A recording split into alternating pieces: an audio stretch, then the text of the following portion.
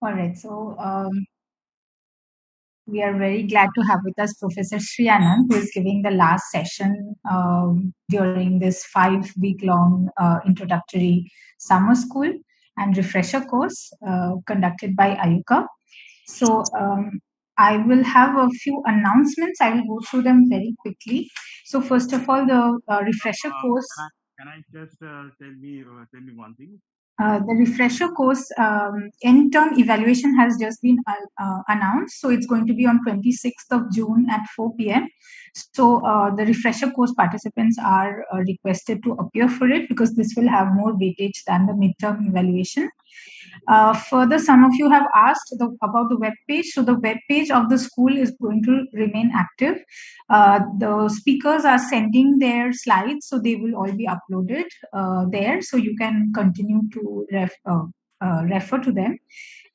Also, you already have seen the IUCAA YouTube channel has been telecasting the lectures live.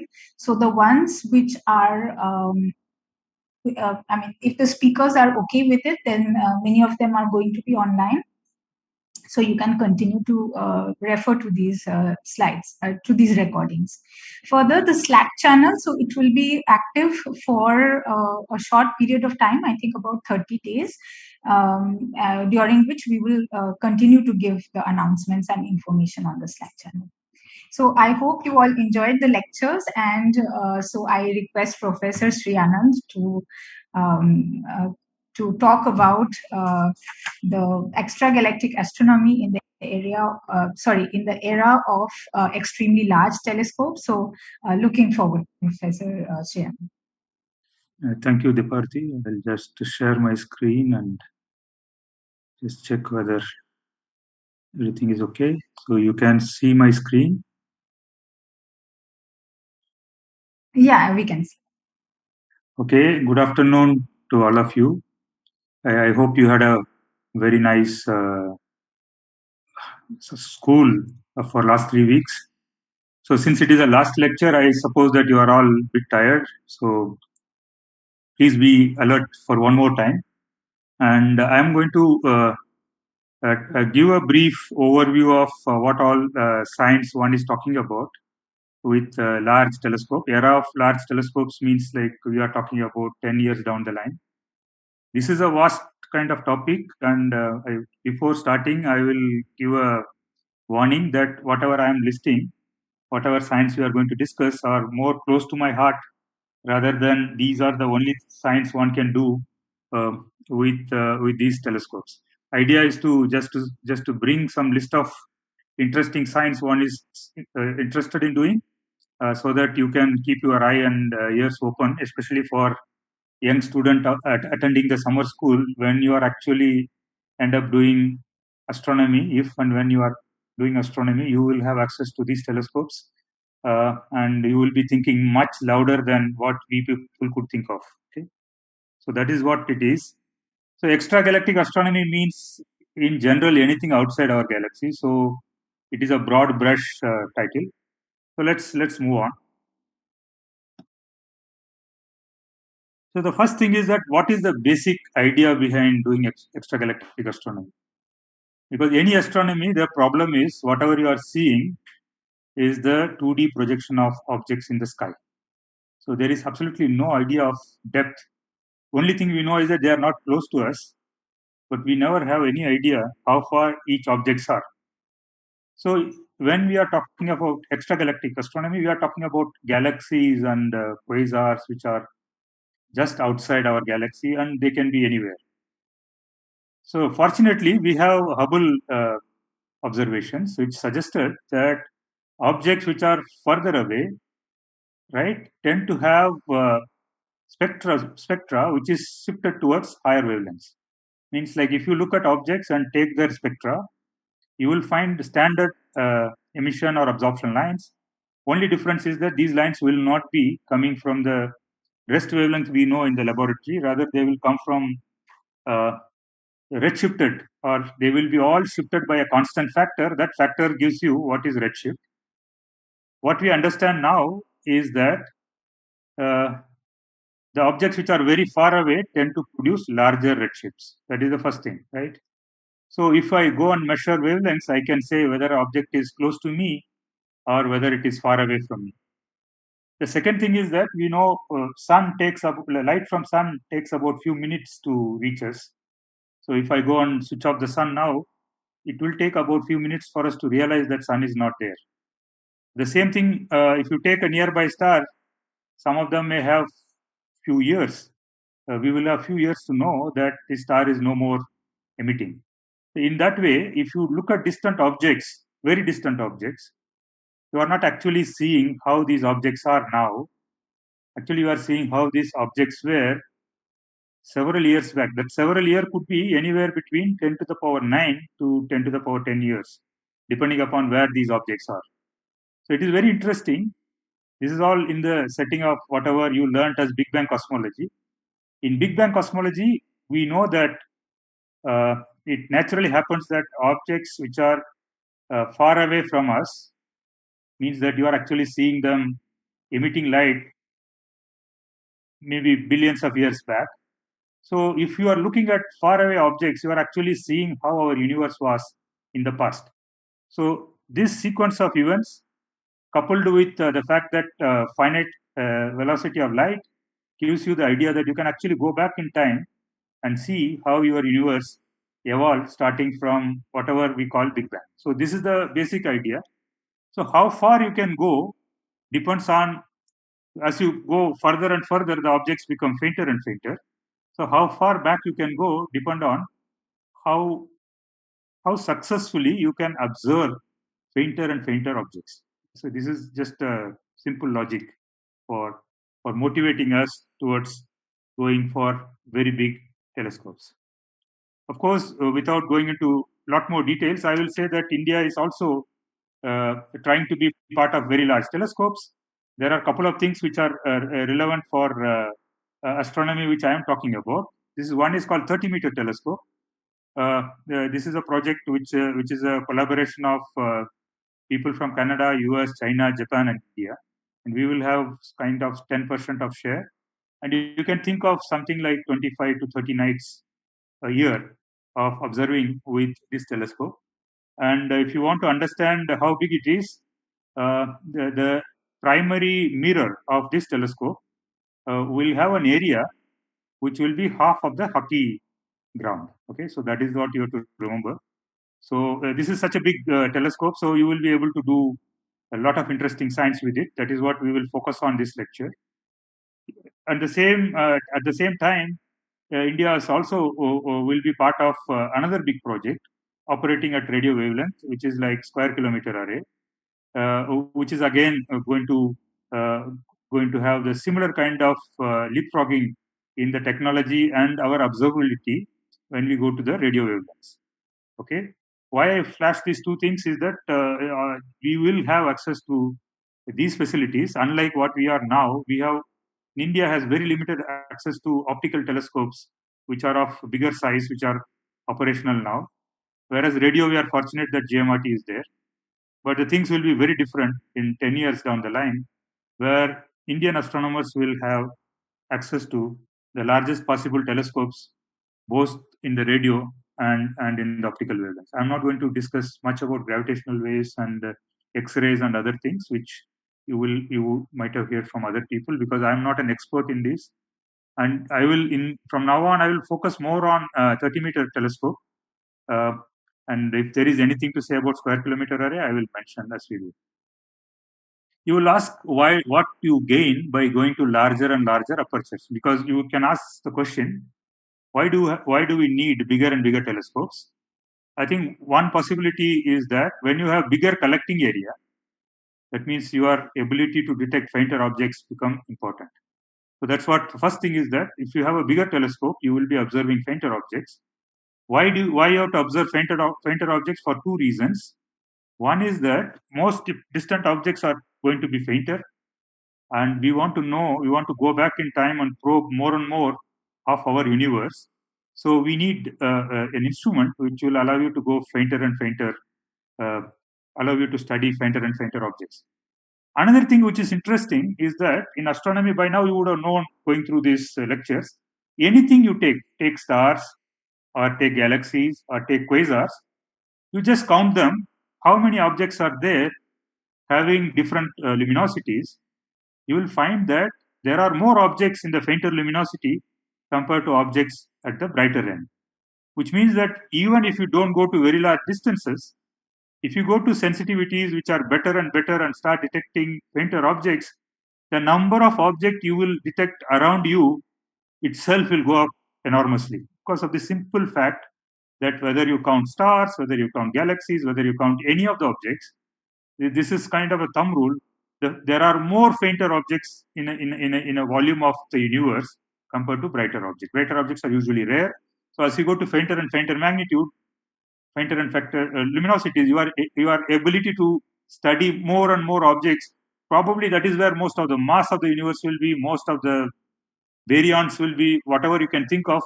Most of the interesting physics may be happening in that regime where there are more objects in number. So this is the first thing, to be able to detect fainter and fainter objects.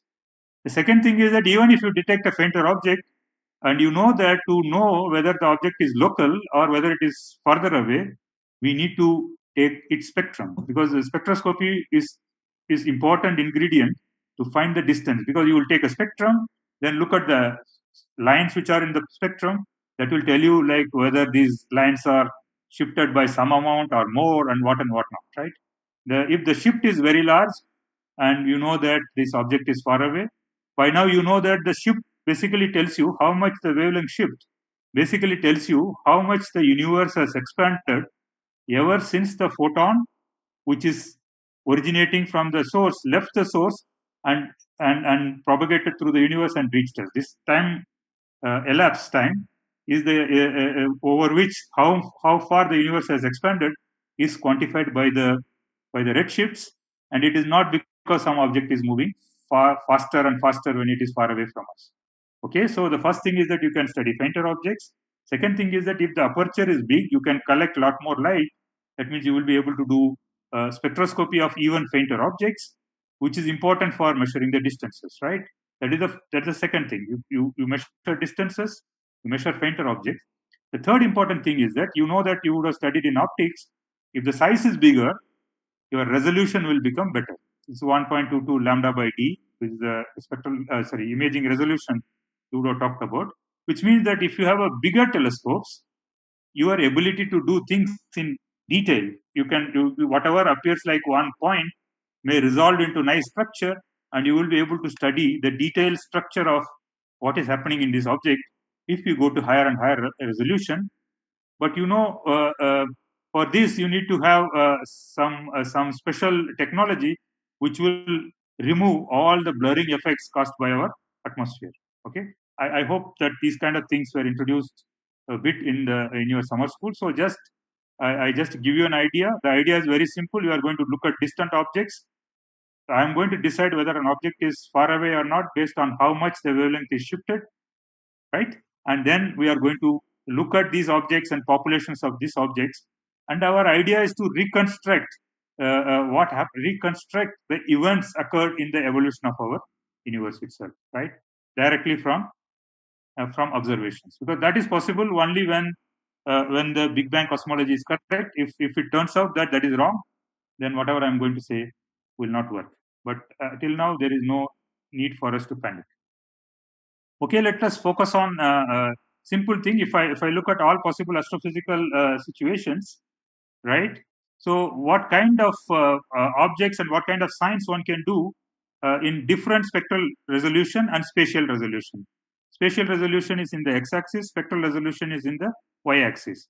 For example, if you are in this corner, you are talking about very, very good spatial resolution. That means your instrument allow you to resolve the images at a level of 10 milliarc second. Okay, you can imagine that is the kind of resolution one is talking about in this corner. Whereas if you go here, you are talking about resolving object at few arc second, which is what typically one does these days, because it is very difficult to go below 1 arc second scale, or say 0.5 arc second scale sitting in Earth, because of the atmospheric blurring. So let's see what kind of science one is talking about. When you are talking about very high spatial resolution, one is now talking about directly imaging planets around different stars, right? We know that we are one of the planet of sun. Now the question is that are there planets around all the stars in the sky? Now we know several thousand stars are known to have planets because this number is growing rapidly. Now, what we want to do is that we want to know more about it. Second thing we want to know is that whether these planets are like Earth, where they have all the required elements so that human life can be existing there. So these kind of questions one will be able to ask if you go to this kind of spatial resolution, even if the spectral resolution is not great, because this quantity tells you that lambda, the wavelength in which you are observing, divided by delta lambda. This is basically the wavelength scale at which you can resolve features. Okay, this is goes by this. This is the ratio of wavelength divided by delta lambda. Okay, so you can clearly see that one will be able to cover from smallest scale of directly detecting exoplanets, studying supermassive black hole in the centers of our galaxy. We have seen that recently there are news about imaging the supermassive black holes from our galaxy and the nearest Andromeda and all. But you will be able to look at this resolution, you will be able to look at stars which are going around galaxies, up to 100 galaxies which are closer to our own Milky Way, and you will be able to map the motion of the stars and actually find, based on the trajectories, you will be able to measure the black hole mass. If you go to the other extreme, you are talking about the largest scale in the universe. You will be able to study, for example, how the galaxies are distributed and how the matter between the galaxies are distributed in the universe. So basically, when you have a span of resolution which will be provided by telescope like 30-meter telescope, you will be able to do wide variety of science, starting from looking at planets and studying spectra of planets, looking at whether there is an atmosphere in the planet, how the atmosphere is changing as a function of time, to going and asking questions related to our origin of the universe itself. So I will mostly focus on not planets and other things. I will focus on what we call as extragalactic astronomy. That means we are focusing on very large scale structure. Of course, this is what we believe is the cosmic history. We have started with a Big Bang. When Big Bang was so hot and so energetic, the universe started expanding from nearly what one thing as a singularity. As universe expand, you can also think of that when things expand, it is possible that energy density will go down. So one now knows that, like all the things we know, starting from chemical elements to galaxies, stars, and ourselves, whatever material constitute us, they all have created during this sequence of events. And what one thinks is that we have started with high energy, then we started creating elementary particle, started creating hydrogen atom and radiation and hydrogen atom and neutrinos. At some stage, hydrogen atom and the radiation decoupled from each other, and that is what gave rise to the epoch of what is known as recombination. And this is when you now see cosmic microwave background radiation originating from this surface. Then one believes that there was nothing happening, right? Universe was expanding, things were cooling down. This is known as dark age. But what we know today, if you just, this part is observed directly. This is what is cosmic microwave background you are observing. If you come back to today, we have seen that if you look at any direction, you'll find galaxies, stars, and what not. And clearly, we have to create these kind of complex structures which are clearly saying that if I look at this point, there is no material. If I look at this point, there is a galaxy. That means I have to somehow arrange the universe in such a way that I collect material into some region and I just make some region which is devoid of material. So this process is what is known as structure formation. So you have started from some sort of high energy regime, then go through the evolution of the universe. So to produce these kind of structures at some stage, I have to start forming stars. So this epoch goes by the name star formation. And once you form stars, there is some funny thing happens because it starts heating up the gas in the surrounding region. Once you start heating up the gas, you cannot form more stars in that region. So it's very interesting sequence of events. You form first set of stars, you start heating up these regions, and suddenly you find that the universe will be overall everywhere it will be heated and ionized. but you have to still form all these structures. That means you need some kind of force which is immune to all whatever process which is going on, and that force we believe is coming from the dark matter. So basic idea here is there are dark matter fluctuations in the early universe, and it grows through gravitational instabilities, and matter, whatever we think of, fall into this gravitational potential and get trapped. And irrespective of whatever is the consequence of radiation interacting with this matter, dark matter particles actually control the evolution of this gas and try to produce various structures which we see today. So this is basically the kind of event. So in the past there were a lot of gas, and first set of stars you have formed. Then you have to ask the question like how I am going to convert this gas which is trapped into the gravitational potential of dark matter into galaxies. And then you have to also not only form galaxies, you have to make sure that the galaxies are distributed exactly the way you find in observations. So we will just look at, I'm going to see how you can observe these epochs. Definitely, this recombination epoch is observed by cosmic microwave background. This region you cannot observe anything. Dark ages means there is no light producing source, so you are not going to observe any one of them. Okay, we direct observations in optical or radio will start only after we start creating first set of stars and stars heating up gas and gas particles radiating something.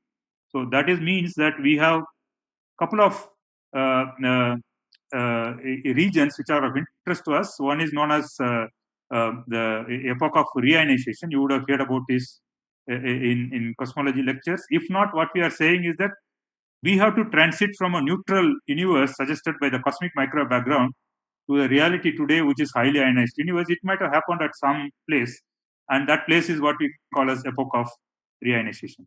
So what we are thinking is that we may be sitting in one of these galaxies. I want to look at in this direction, and if I look at this galaxy, the spectrum will be shifted with respect to me in the higher wavelength side, and as I go further and further, they will be shifting in the wavelength more and more. So this is basically what we want to do. So what are the questions we would like to ask is that each epoch and nature of first galaxy, we want to know where are the first galaxies, how do we detect the first galaxies. We want to know what causes this ionization, like whether this is caused by quasars, whether it is caused by galaxies or what and what not. If we want to detect galaxies and quasar, can I map how the number of galaxies per unit volume is changing from sometime in the past to today? And also I wanted to look at how the galaxies are assembled. Are they smoothly distributed, or are they randomly distributed in the past, and some pattern emerge as time goes on? The last question which is of interest to us is that, so is if big bang produces all the matter we have in the universe, where they are they only in these galaxies, or are they distributed all over the place, and only a small fraction of them are ending up in galaxies? So I mean, these are the questions one would like to ask. So I will go through purely by observational thing, and if you find certain things are uh, not clear, you can ask me now, or you can send me email. I can clarify. Okay. So important objects. Suppose what we know is that if you want to build all these things, we have to target some objects. There are two kinds of objects one targets. One is the galaxy. The other one is quasar. But actually, if you think they are not very different, you might be knowing by now, quasar is nothing but a galaxy with the central region being extremely luminous. So important objects means we can do in the following way. I'm going to look at galaxies. Then any event which is bright enough for me to detect in a distant galaxy, I will try to follow them. For example, if a supernova go off in the galaxy, we will try to follow. Or if a GRB, a gamma ray burst goes off in a galaxy, we will follow them. So basic idea of any extragalactic astronomy, whether you do radio quasar, radio loud quasars, or searching for GRBs, supernova, all of them are nothing but detecting faraway galaxies. Either you directly detect galaxies, or you pick the galaxies because of some events which are extremely luminous, which allow you to detect them easily. So that is what we will keep in mind. Okay. And the last part is that not only you detect light from the objects. Suppose if you allow the light to sort of come towards us, it is not going to come just like this. For example, if you take a background quasar, the light from the quasar will reach me after passing through all sorts of things in between us and the quasar. That means it has imprints of material which is present between quasar and us. And since the material is also at different distances from us, that means at a different redshift from us, you will have spectra of one object. If you observe, you will have absorption signatures produced over wide range of redshift, starting from the redshift of the background source up to redshift 0.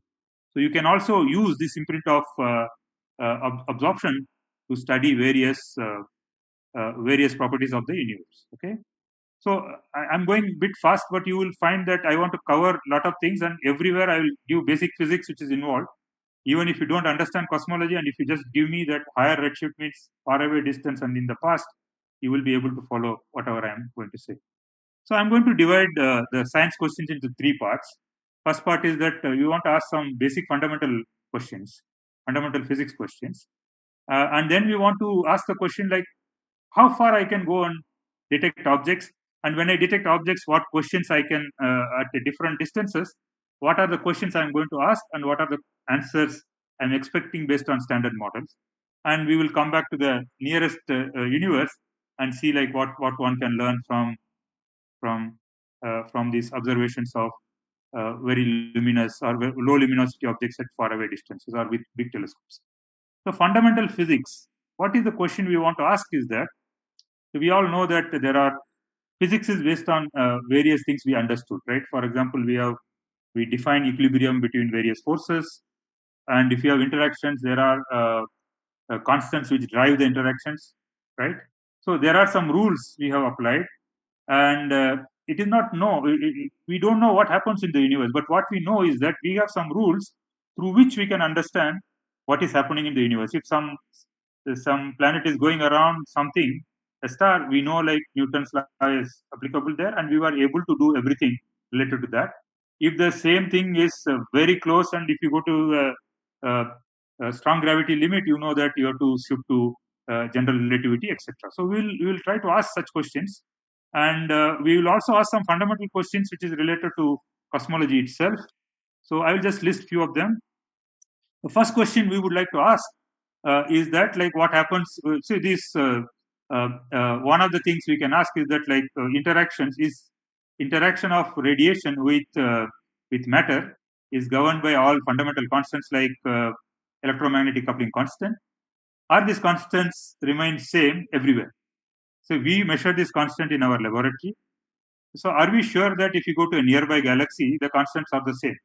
Or if you go back in time, whether the constants were same? Basically, we want to know space and time variations of these constants. Without going into the detail, I will give the motivation. For example, some spectral lines. So here I show some spectral lines which we have simulated using the following. If you look at the black lines are the spectral absorption line generated assuming the coupling constants are exactly like what we have in our laboratory. Now you say that I change the alpha, that is alpha is like your electromagnetic coupling constant by 1 part in 10 to the 5, right? A plus side and minus side, that is the spectrum you get from blue and red.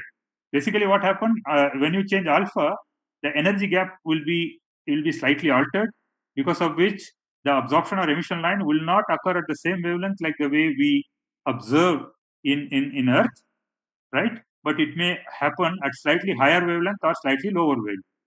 So one can do this exercise, but it is interesting. This how much shift it has depends on what kind of ion I am interested in. Basically, it is proportional to the mass, and also it is proportional to the energy levels of my interest. I just give an example. If you take magnesium, it is singly ionized magnesium absorption. Same three lines are plotted, because of which you don't see them. You don't see them as three lines here. Whereas if I do iron, which is much heavier than magnesium, and also these absorptions are occurring at the slightly outer shells, and you can clearly see that these lines are splitting into it. So what the way we are going to ask the question is that, like, suppose if I take an absorbing medium at some place and it produces absorption lines, if I go and measure the wavelengths of these absorption lines, then I will be able to actually find out whether this wavelength is consistent with the laboratory or these wavelengths are shifting with respect to laboratory wavelengths. Of course, you immediately will ask me, like just now you said, like all the wavelengths are shifting with respect to laboratory, because if you are at further distance, you will have higher redshifts. That means they will be already shifted with respect to us. So that is why this example is very interesting.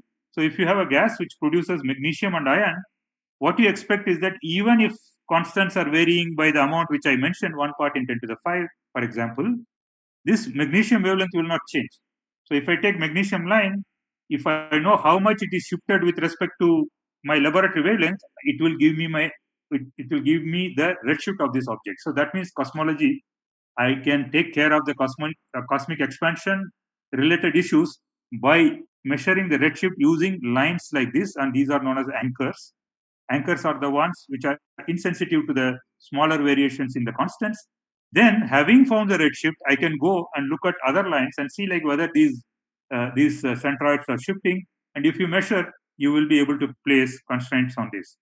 So this is not that we have no constraints of today, because we are able to do these experiments even today, and we are able to put a constraint of 1 part. There is no change in this fundamental constant at the level of 1 part in 10 to the 6. Okay, that is very interesting. Over a wide range of redshifts, right? We have probed up to redshift 3, and still we believe that the constancy of these fundamental constants are good. But it is also important to realize that these things are sort of now at the limit. If I actually laboratory, they are measuring at 10 to the minus 9 in the same unit, 10 to the minus 8. If you look at atomic clocks or use local measurements, you are reaching 2 to 3 orders of magnitude better than what we do in astrophysics. If you want to do these measurements to at least 1 order of magnitude more, we have to go to bigger telescopes so that we can produce this spectrum. This wavelength accuracy can be improved by going to higher resolution, and we will also do a lot more objects, these experiments, so that any systematic uncertainty you have can be nullified. So this is one experiment, and it will be interesting to see how these constants hold up. Not only for this, you can design experiments to change, meaning look at the variations of electron to proton mass ratio. You can also look at how other interaction. If you go to molecular lines and other things, you will be able to do that. So this is the first thing I wanted to discuss. This is related to fundamental physics, which will be very interesting. And at present, we are unable to make progress because we reach a limit of whatever we can do with present day telescopes, and these are stopping us from new measurements because of systematics. Okay. And the same thing can be done with SKA. If you, instead of using optical lines or UV lines, you use radio OH lines or complex molecular lines, they will be helping you to do the same thing, right? So this is just, I give you the physics of, you have to find some lines which are not sensitive to these constants but sensitive to the cosmic expansion. Then you use other lines to measure the sensitivity on top of cosmic expansion, shift produced by cosmic expansion. The next thing which is interesting is that we have been saying cosmology is expanding universe, and you started with radiation, which was cosmic microwave background, and then you want to ask like what happened to this radiation. So you start with hot Big Bang, and the radiation is slowly cooling down, and it is at redshift 0, or in our present epoch, we have the temperature which is like 2.7 Kelvin starting from 2000 Kelvin. So now you can ask the question, if I go back in time, then what happens is that if I go back in time, I should find the universe being hotter and hotter and hotter. In fact, Big Bang predicts that if I go to the redshift 3, the temperature should be 4 times 2.7 Kelvin. As I go further and further, this temperature should increase. So how do you measure the temperature at different places? And we know how we have to just follow how our doctors measure our temperature.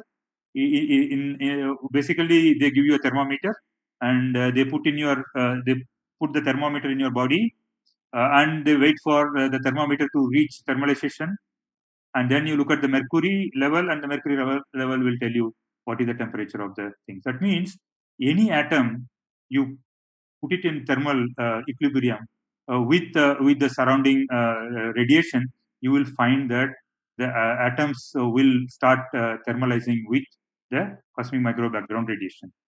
Here is an example of that. For example, these three levels I have here is a energy level diagram of neutral carbon. We are going to focus on this ground levels.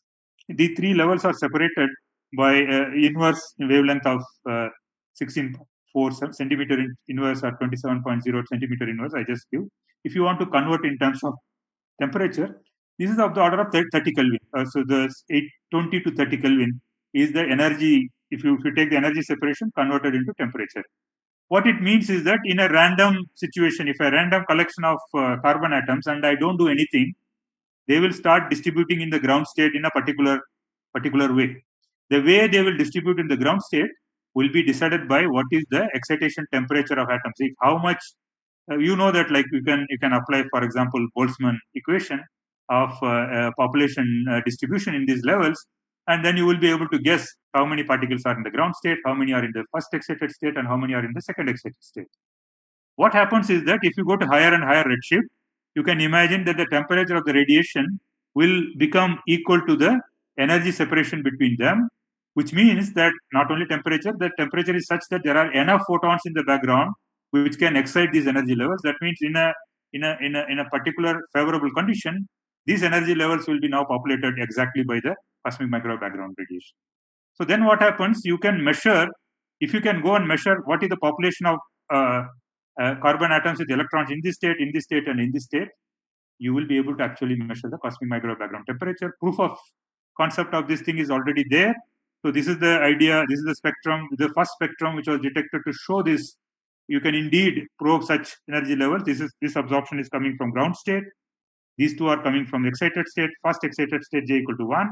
These three are coming from second excited state J equal to 2. And you will be able to now calculate the number and go back and actually measure what is the if you excitation temperature and match it with the temperature of the cosmic microwave background. This has been done over a redshift up to 3, and there are a few points which are red. We concentrate on that and don't worry about these green lines. The red points are not using carbon, but it is using carbon monoxide because the gaps are even smaller. One can exploit the rotation level excitations, which are even much more smaller in energy.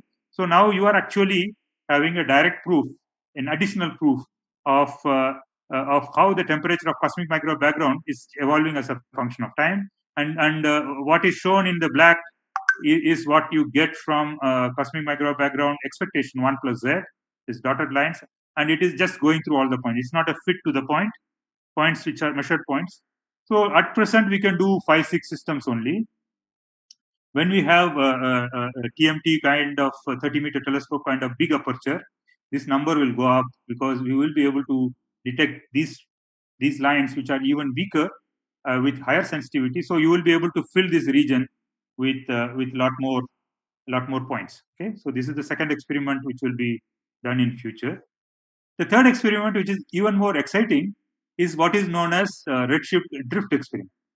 What we are saying is the following. Suppose you imagine that universe is expanding, because of which the light from the source is coming after a long time, but once it is reaches within my lifetime, I'm actually seeing, after a delay of propagation, I'm seeing what are the sequences which occur to this object, right? So now what happens is that if this object was moving away from me with some velocity or some acceleration, what should I see? I should see that if I receive some spectral line from this object during my lifetime itself, I should see that small amount of change in the wavelength of this line itself. This is interesting because if you look at some absorption lines in the spectra of quasars, you see a lot of these absorption lines produced by hydrogen atom, which is between us and the quasars. What we are saying is that during this year, I observed, if I go and observe next year, there should have been a small shift in the wavelengths of all the absorption lines, which are expected because of cosmic expansion directly, right? But the shifts are minute in number. How much shift you are expecting? This is the prediction from, if you take different cosmology, these curves, the shaded regions are the predictions. But just look at the numbers here. You are talking about centimeter per second per year. If I wait for an year, the shift will be of the order of centimeter per second. Now we are talking of uh, uh, angstrom resolution. At present, we have reached some microns, right? Kind of meters per second. We are pushing our limits to meters per second accuracy. But here you are talking about changes of the order of centimeter per second per year. But what is interesting is that since it is cosmology, all the lines, irrespective of what it is, all of them should show this shift, because this is all the objects should show this kind of shift. That means what you do is that you observe large number of objects from a given redshift today, and go back to these objects after 20 years and observe the same thing.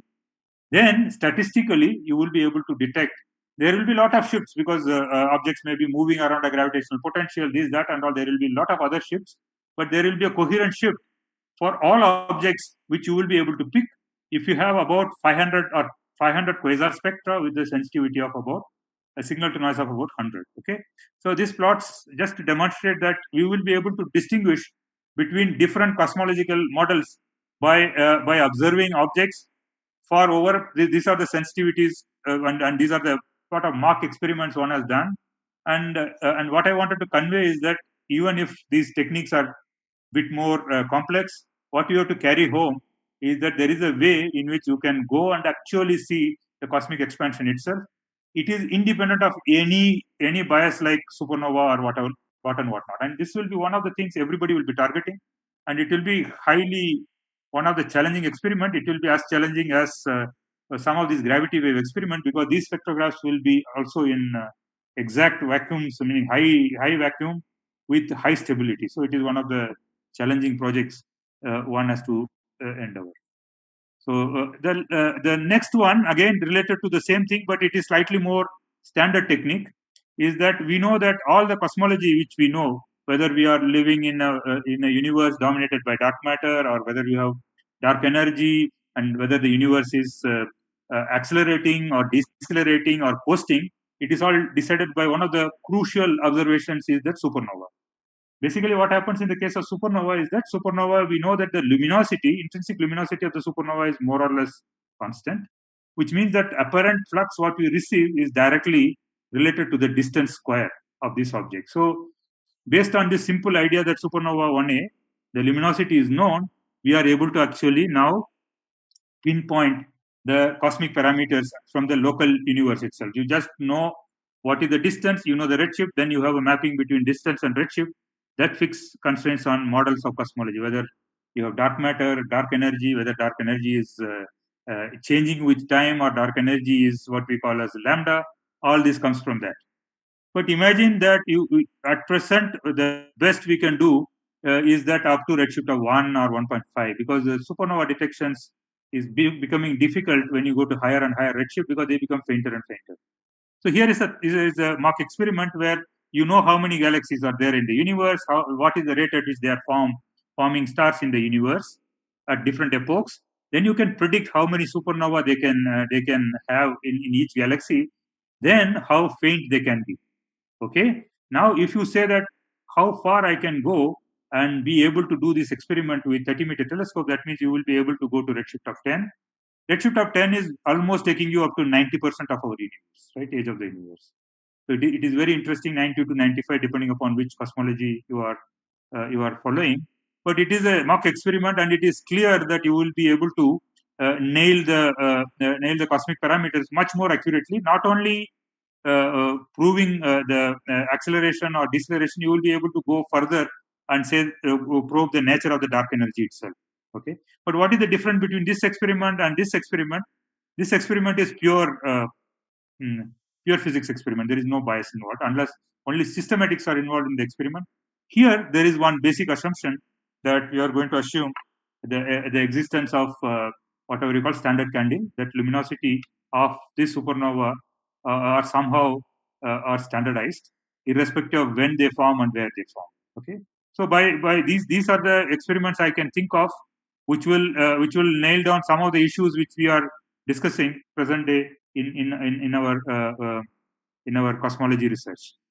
Now let me just move on to say what is the situation we have related to quasars and galaxies. So what is plotted here is that the total number of light emitted by quasars and galaxies per unit.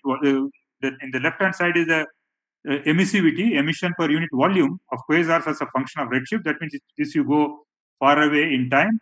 So what we find is that as we go from today back in time, you find that suddenly the light emitted by quasar increases and it reaches the maximum around redshift 2.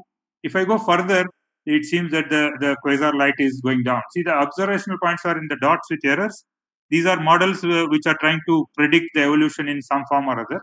But what we have to take home is that it seems that there is a peak in the activity of quasar activity around redshift 2. If I just follow this trend, it also means that if I want to probe the universe with quasar, I'm not going to do much beyond redshift 5, right? It looks like they're going to die.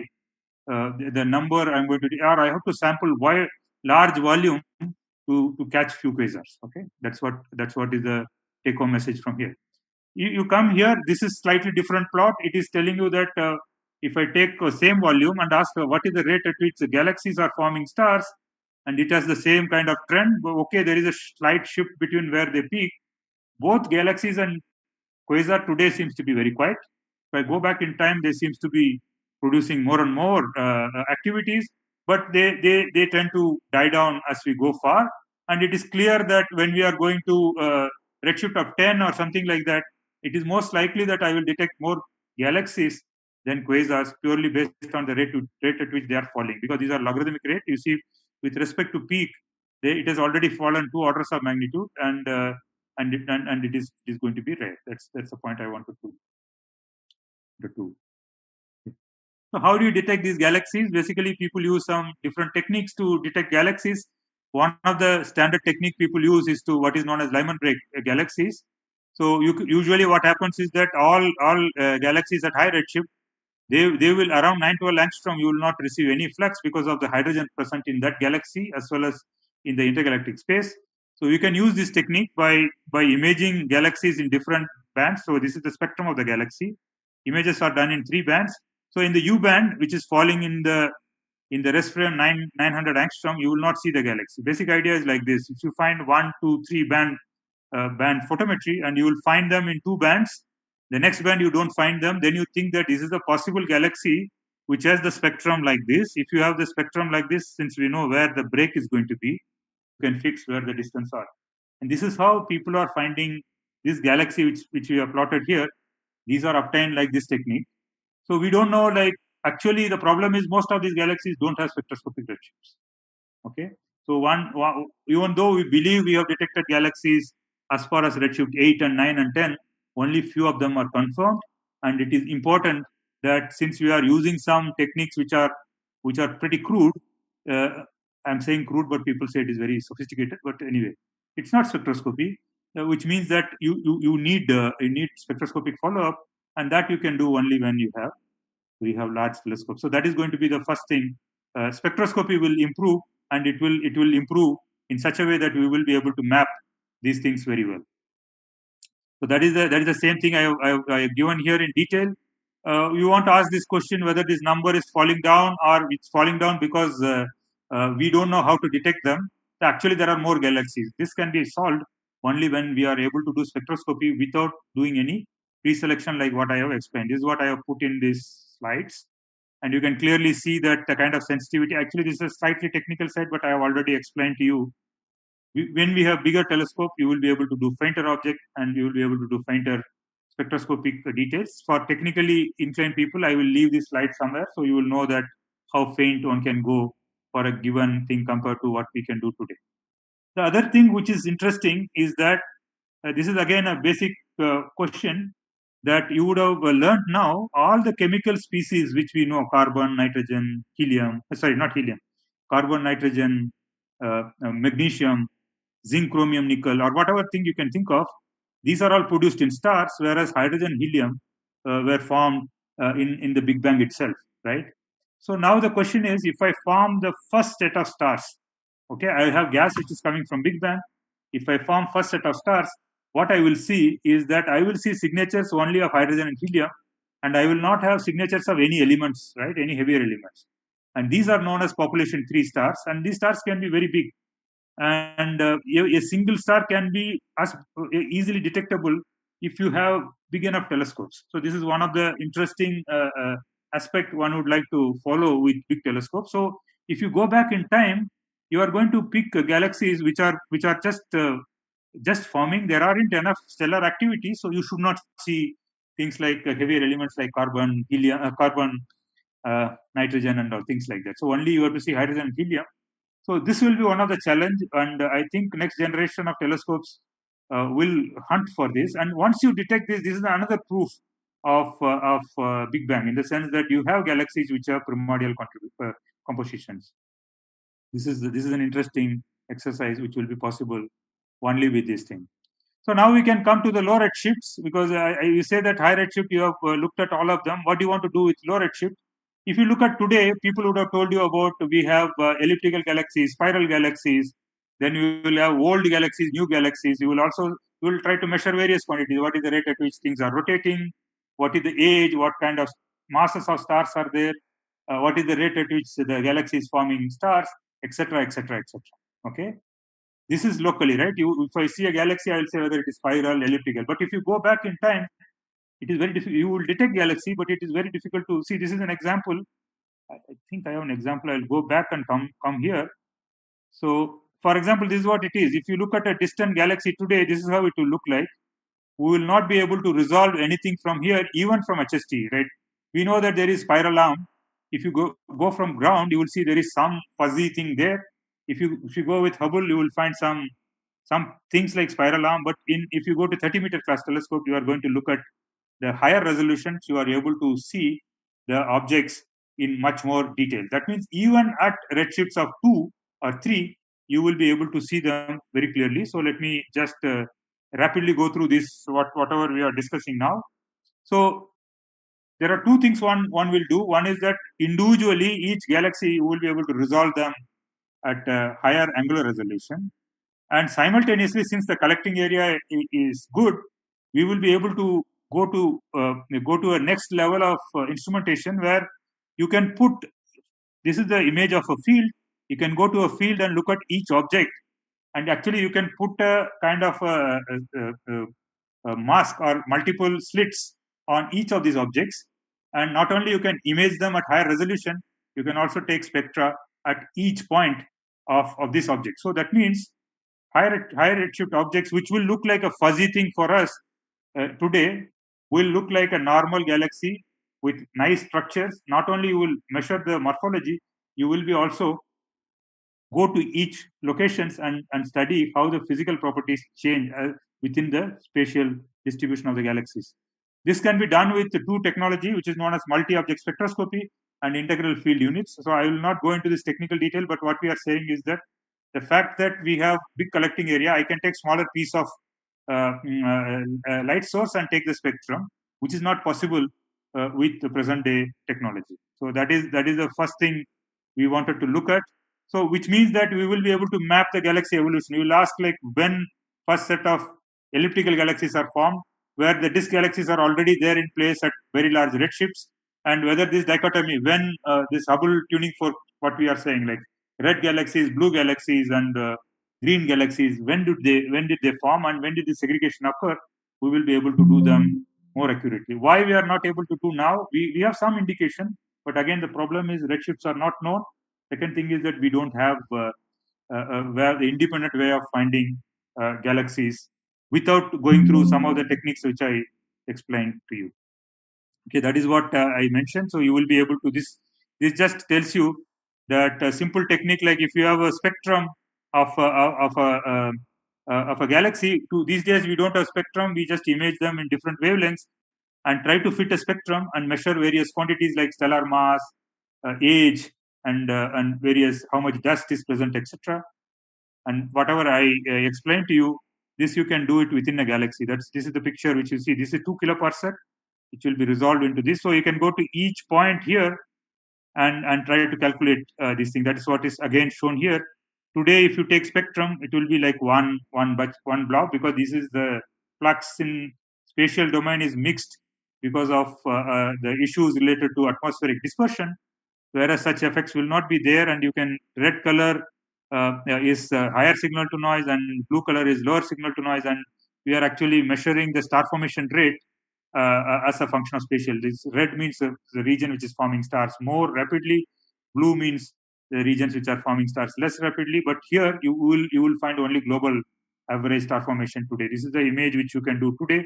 Spectroscopy, what you call 2D spectroscopy, you can do today, and this is the spectroscopy you would have done.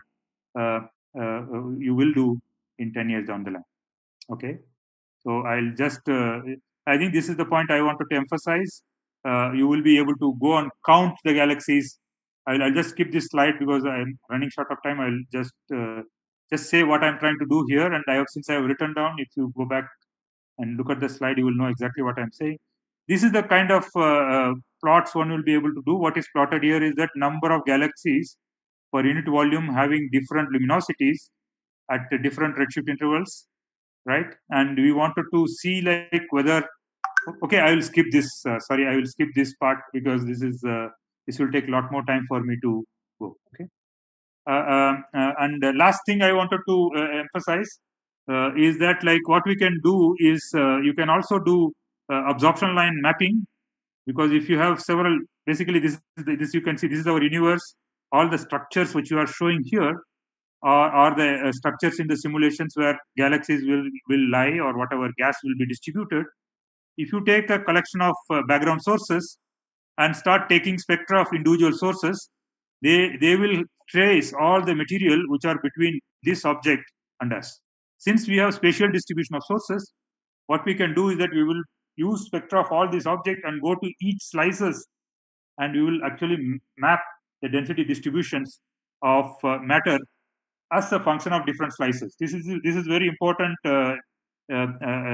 experiment, because now you will actually see at each time how the universe was, gas in the universe was distributed, and in your eye you will just see the in your lifetime itself you will be able to see the evolution of matter distribution in this particular direction. So this experiment is not possible again because we cannot find this kind of bunch of sources in the background. But when you go to the lower flux level, as I told you, at any epoch, when you go to low flux levels, you will have more sources. That means interseparation will be much less, so you can use them for this. And that's the same thing. Example is shown here, and this is one of the recent work where this blue thing is the reconstructed density field towards different quasars. So this basically sum up. I went through rapidly because this kind of lectures, one will not be able to do justice to teach every aspects of physics one is probing. In particular, I'm not. I tried my best to convey whatever I can do in this 1 hour. Of course, we have to remember that whatever one is projecting is never the reality, because this is never in the history. And this is one experiment. If you have free time, you can do. Take any telescope apart from gravitational wave detectors, because that is a different thing. I'm talking about standard telescopes which people use for astrophysics.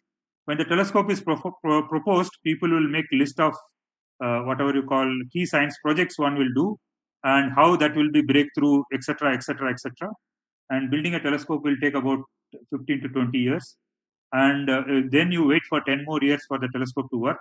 Then if you take what is the best result which come out of this discovery, come out of this 10 years after the telescope is working, and you go back and compare it with what was the projected thing, you find that most of the times the most exciting science were not projected in the past, because we think, while we are projecting the science cases, we think that we know the universe because we know our simulation is right. But it is not very exciting if you find the universe exactly like the way we actually see in the computer simulations.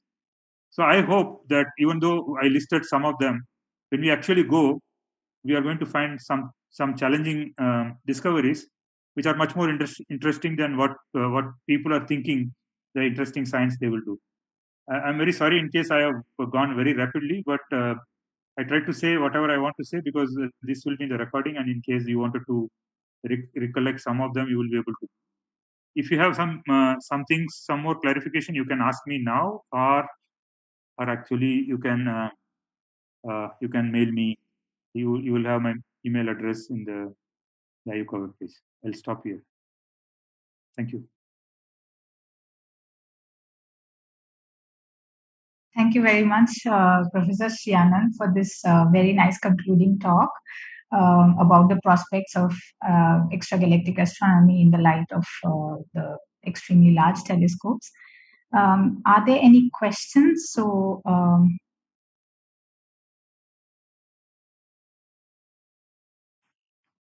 do you see any questions sent to you in chat? And let me just see.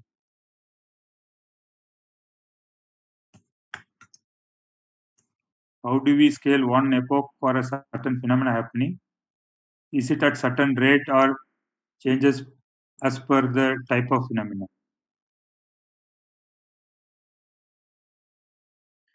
I don't know what. How do you scale one epoch? Actually, that is the basically the rate at which universe is expanding is decided by all the scale factors, which is also linked to what we call as Hubble constant, right? So I don't understand the question correctly. Uh, yeah, connecting redshift measurement is clean. This is experiment. Connecting that to any time require a. I understand what you mean. Maybe I'll try to answer this way. Connecting any redshift to any distance or any time require a framework. This framework we will usually use Big Bang cosmology, or what you call FRW, Robertson-Walker metric. And in this particular case, there are different parameters. So this is not unique projection between redshift and distance or epoch. And this is what we are trying to see. Can we get a unique projection in the Big Bang model by getting good values of these parameters? Okay, that is what is the aim. So if you know what is the constituents of our universe, you will be able to. I hope I answered this question the way I understood it. So I see somebody. Yeah, there is one hand up.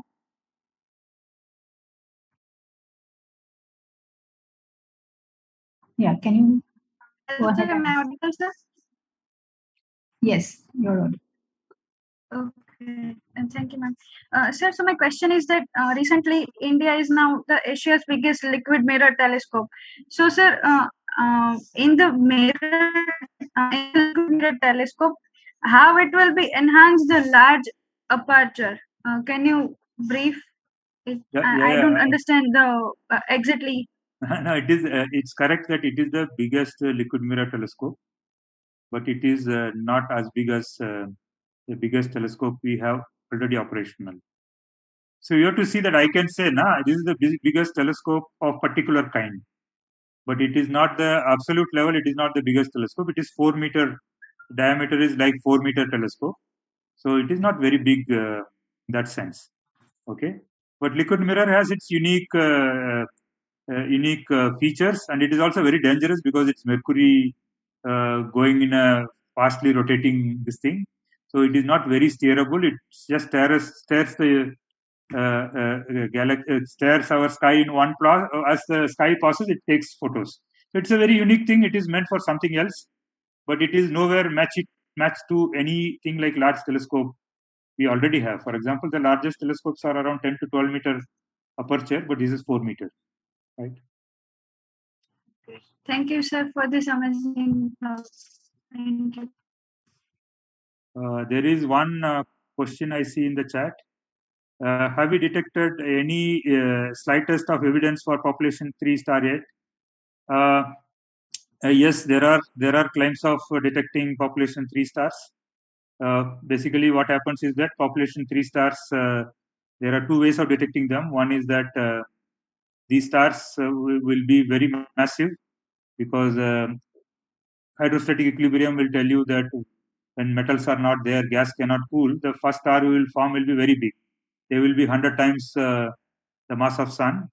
And since the star is so big, the emission will be shifted towards higher energies. So if the gas is around them, you will see excitation. So people who are searching for in galaxy-like object, you should not see strong helium emission. So people who are searching for strong helium emission as an indication of population 3. And there are claims that there are some candidate population 3 stars. But I would say these are all candidates. Yeah. We can probe dark ages. That is the main idea. Era of dark ages, provided some light is there. Only radio telescope will do without light because they use synchrotron emission. Even if you get one star at that dark age, you will be able to probe that age. Okay. Are there any other questions? There there is a request from several participants to have a group picture. So those who are here, can you please switch on your cameras if you would like to be in the group photograph?